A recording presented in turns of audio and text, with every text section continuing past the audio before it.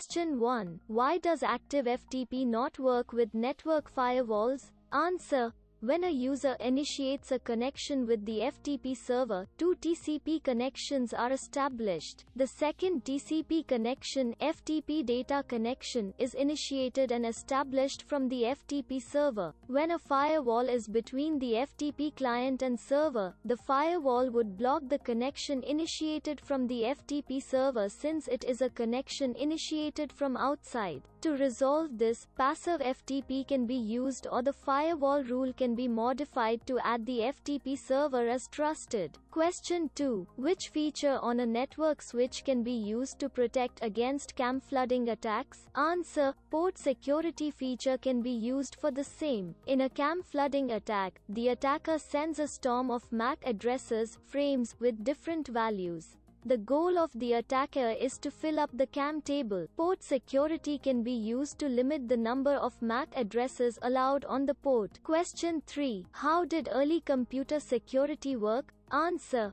It was pretty simple, just passwords to protect one's computer. With the innovation of the internet, however, computers have increased security with firewalls and hundreds of antivirus programs. Question 4. Can police track an IP address after it has been changed? Answer. Sometimes, for example, if the user has a dynamic IP address, and their IP address changes within the system as usual, it can generally be tracked. If the user uses a proxy service to make their IP address appear as if it is located in some random other IP. Question 5. What is administrator privileges when trying to install a download? Answer. Administrator privileges allows the user full access to a program or network second only to the system account. If you don't have administrator privileges, you cannot do certain things. You may be able to use a program, but not upgrade it. Question 6. What is the primary function of a firewall? Answer. Its primary function is to prevent accesses from untrusted or undesired external systems to internal systems and services, and to prevent internal users and systems to access external untrusted or undesired systems and services. Question 7. What is the most secure operating system? Answer. Security is a difficult and sometimes controversial thing to analyze. The only truly secure operating systems are those that have no contact with the outside world. The firmware in your DVD player is a good example among all modern general-purpose op. Question 8. What is SAM, Security Account Manager? Answer. SAM stands for Security Account Manager and is the one who maintains the security database, stored in the registry under HKLM-SAM. It serves the local security authority, LSA, with SIDS. The SAM maintains the user account database. Question 9. Why is WEP security not recommended for wireless networks? Answer. WEP security is easily compromised, usually in 60 seconds or less. Part of the problem is that WEP security was developed for backward compatibility with older devices and is a less strong security measure.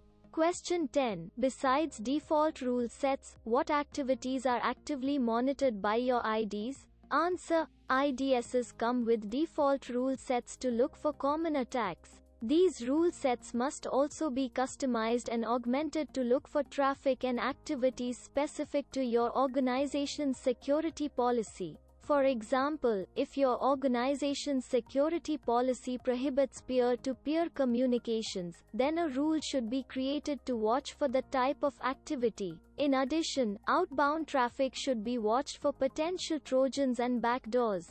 Question 11. What type of traffic are you denying at the firewall? Answer. There should be a default deny rule on all firewalls to disallow anything that is not explicitly permitted. This is more secure than explicitly denying certain traffic because that can create holes and oversights on some potentially malicious traffic. Question 12. Where is your organization's security policy posted and what is in it? Answer. There should be an overall policy that establishes the direction of the organization and its security mission as well as roles and responsibilities. There can also be system-specific policies to address for individual systems. Most importantly, the policies should address the appropriate use of computing resources. In addition, policies can address a number of security controls from passwords and backups to proprietary information. There should be clear procedures and processes to follow for each policy. These policies should be included in the employee handbook and posted on a readily accessible intranet site. Question 13. What is security policy in a distributed network environment? Answer. The security policy anything really, whatever your admin enforces. Everything from what programs you are allowed to what wallpaper you have can be controlled through GPOs.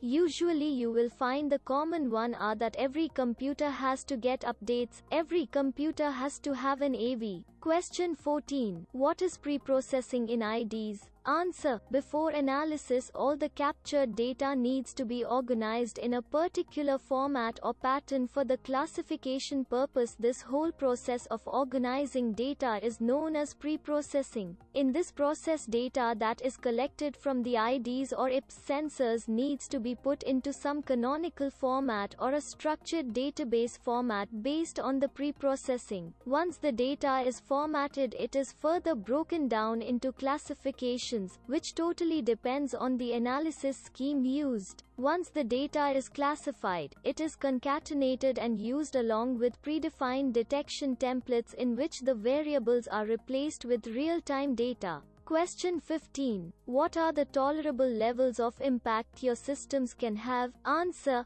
An organization must understand how an outage could impact the ability to continue operations. For example, you must determine how long systems can be down, the impact on cash flow, the impact on service level agreements, and the key resources that must be kept running.